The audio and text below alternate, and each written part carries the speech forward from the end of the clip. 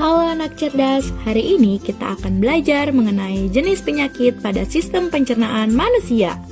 Ibu harap setelah menyimak video ini, anak-anak di rumah mampu untuk mengetahui jenis penyakit dan juga cara menjaga sistem pencernaan pada manusia. Kenapa ya perut kita bisa sakit? Gini Din, jadi penyakit pada sistem pencernaan disebabkan oleh makanan yang tidak sehat dan pola makan yang tidak teratur. Aku jadi ingat kemarin pas aku kena diare. Kok bisa Din? Iya, minggu lalu aku makan seblak, terus di seblaknya banyak cabenya. Jadi seblaknya pedas banget deh. Ya, pantas saja kamu sakit Din. Iya nih Bay, aku baru tahu kalau diare sering disebut juga mencret. Kata dokterku, seseorang yang terkena diare mengalami buang air besar yang lebih sering dan encer dari biasanya. Sama kayak yang aku alamin kemarin.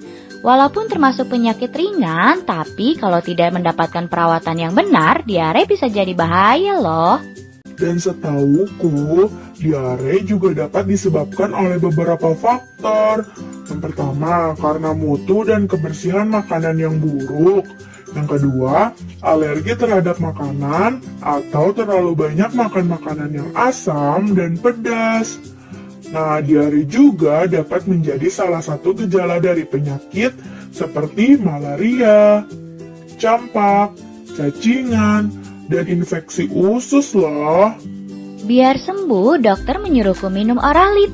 Oralit adalah larutan yang terbuat dari campuran air matang yang diberi gula dan garam.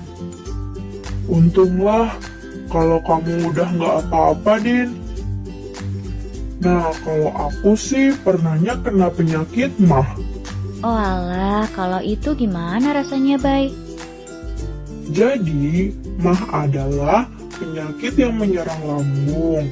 Nah, penyakit mah itu sering disebabkan karena pola makan yang tidak teratur atau sering terlambat makan. Nah, gejalanya itu adalah perut terasa perih dan mulas jika terlambat makan. Dan saat makan pun perut terasa sakit, kadang rasa mual bahkan muntah. Nah, penyakit mah ini terjadi karena produksi asam klorida yang berlebihan di lambung. Nah, tingginya kadar asam lambung dapat disebabkan oleh makanan yang terlalu asam atau pedas, kopi, maupun alkohol. Oh begitu, berarti kamu harus mengatur pola makanmu. Iya, Din. Tapi ada lagi loh penyakit yang lebih ngeri. Namanya radang usus buntu. Setauku, radang usus buntu adalah penyakit yang disebabkan oleh menumpuknya kotoran di usus buntu, yaitu di bagian umbai cacing, sehingga menyempit. Radangan juga dapat disebabkan oleh infeksi kuman pada umbai cacing. Nah, gejala yang timbul antara lain perut terasa mual disertai muntah, kadang mencret, dan tubuh mengalami demam. Perut bagian kanan bawah terasa sangat nyeri dan akan semakin parah apabila terjadi penekanan atau guncangan, misalnya batuk dan berjalan. Kalau sudah parah, harus menjalani operasi pemotongan umbai cacing loh.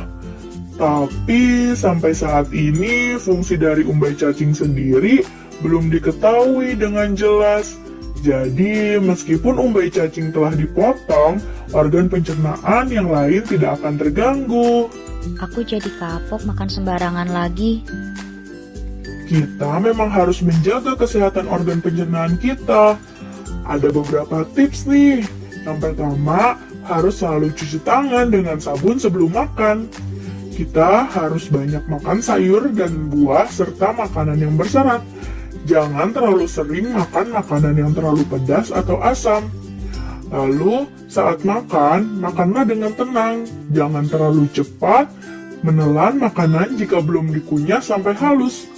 Tujuannya agar kerja lambung menjadi lebih ringan, karena lambung tidak perlu meremas makanan terlalu kuat atau terlalu lama. Setelah makan, jangan lupa banyak minum air putih dan hindari minuman beralkohol dan bersoda. Lalu, biasakan tutup makanan yang ada di atas meja makan untuk menghindari makanan tersebut dihinggapi oleh lalat. Oh iya, Din, biasakan juga ya makan secara teratur, yaitu 3 kali sehari, dan hindari telat makan. Hindari juga tempat makan yang kebersihannya tidak terjaga. Yuk mulai jaga kesehatan pencernaan kita. Bagaimana? Jadi anak-anak sudah tahu kan penyakit yang dialami oleh Bayu dan Dina? Nah, jangan lupa ya untuk makan teratur, hindari makanan yang terlalu asam dan pedas, banyak minum air putih, dan hindari tempat makan yang kebersihannya tidak terjaga. Sekian video pembelajaran kali ini, semoga bermanfaat. Sampai jumpa.